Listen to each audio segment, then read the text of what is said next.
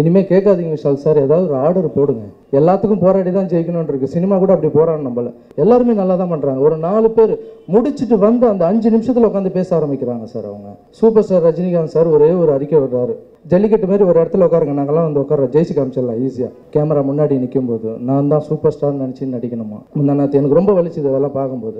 ஒரு வார்த்தை கூட தப்பாச்சுன்னா, ஏன்னா மீடியா சொல்கிறது தான் வந்து வெளியே வந்து நம்புகிறாங்க. அதுக்கு என்ன தலைப்பு போடணும், என்ன ஹெட்டிங் போடணும்? ரஜினி சார் ரத்து செய்து விட்டார், ரசிகர்களை பார்க்கவில்லை, சொல்கிறவங்க மேலே நடவடிக்கை எடுக்கணும்னு ஒரு ஆர்டர் போடுங்க சார். அதுக்கு நீங்கள் என்ன பண்ணுறீங்களோ உங்கள் பின்னாடி சினிமா உலகமே இருக்கும். இல்லை சார் ரொம்ப வலிக்குது சார், நிஜமாக சொல்கிறேன். இங்கே வந்திருக்கும் பத்திரிகை நண்பர்களுக்கும் ஊடக நண்பர்களுக்கும் பெரியவங்களுக்கும் என் தலைவன் சூப்பர் ஸ்டார் அவர்களுக்கும் என்னுடைய வணக்கத்தை தெரிவிச்சுக்கிறேன். முதல்ல நான் ஒரு 3 பேருக்கு நன்றி சொல்லணும்.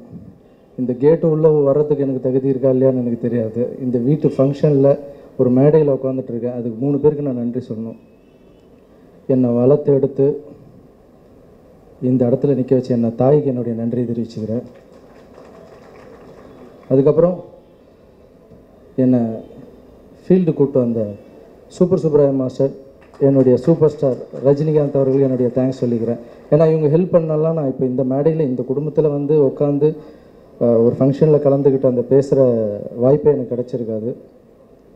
அதுக்கப்புறம் விக்ரம் பிரபு சார், ரொம்ப நல்லாயிருக்கு. ட்ரைலர் பார்த்தோம், டீசர் பார்த்தோம். இது எப்படி இருக்குன்னா, கான்ஃபிடென்ட் தான் வந்து ஒரு மனுஷனை பெருசாக ஜெயிக்க வைக்கும். தன்னம்பிக்கை இல்லைன்னா எவ்வளோ பெரிய விஷயம் இருந்தாலும் நம்ம தோற்றுடுவோம். ஸோ நீங்கள் அந்த ஸ்க்ரீனில் ப்ரெசன்ஸ் பார்த்தீங்கன்னா எல்லா படத்தோடையும் இந்த படத்தில் டான்ஸும் சரி ஃபைட்டும் சரி ரொம்ப கான்ஃபிடெண்ட்டாக பண்ணியிருக்கீங்க. உங்களுக்கு என்னுடைய வாழ்த்து.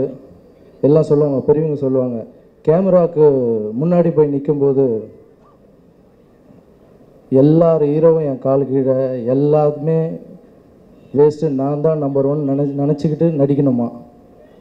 கேமரா முன்னாடி நிற்கும்போது நான் தான் சூப்பர் ஸ்டார் நினச்சி நடிக்கணுமா? அந்த ஷார்ட் ஓகே ஆகி பின்னாடி வந்தோடனே எல்லார் கால் கீழியும் நான் ஒன்றுமே இல்லைன்னு நினச்சிக்கணுமா? ஸோ உங்களுக்கு அந்த கான்ஃபிடென்ட் லெவலும் இருக்குது. இங்கே பார்த்தீங்கன்னா மேடையில் செருப்பு இல்லாமல் அங்கே நிற்கும்போது பிரபண்ணம் கூட பார்த்தீங்கன்னா இந்த மேடை வந்து ஒரு கோவிலாக நினைக்கிறாங்க. ஸோ அந்த தன்னடக்கமும் இருக்குது உங்களுக்கு.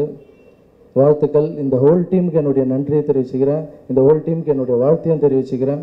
அதுக்கப்புறம் மியூசிக் டைரக்டர், ரொம்ப நல்லாயிருக்கு, புது படம் ரொம்ப நல்லா பண்ணியிருக்கீங்க, வாழ்த்துக்கள்.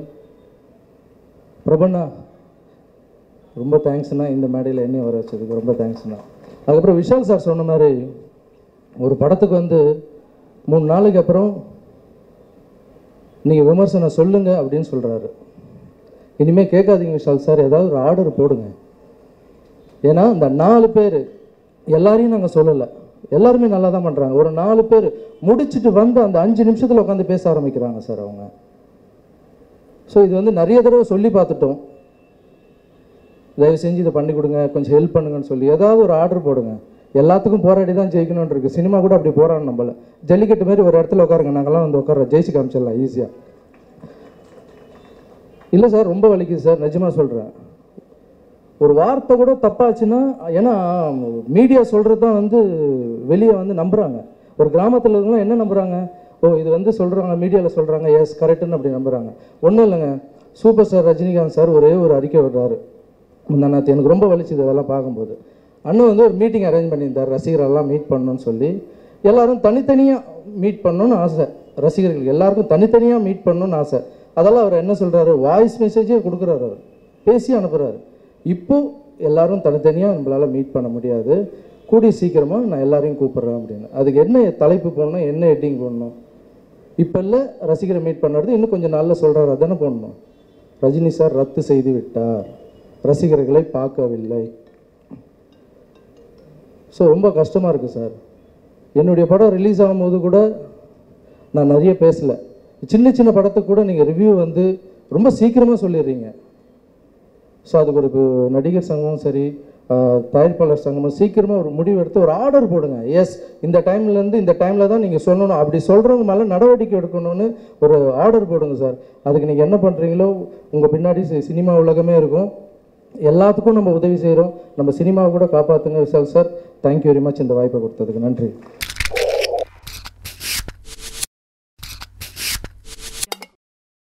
இந்த பைரசி திருட்டு வீடியோ வேண்டாம். எனக்கு தெரிஞ்சு திருட்டு விசிடினால பாதிப்புங்கிறது 10% தான். நம்ம நல்ல படம் எடுக்கணுங்கிறது தான் ரொம்ப முக்கியம்.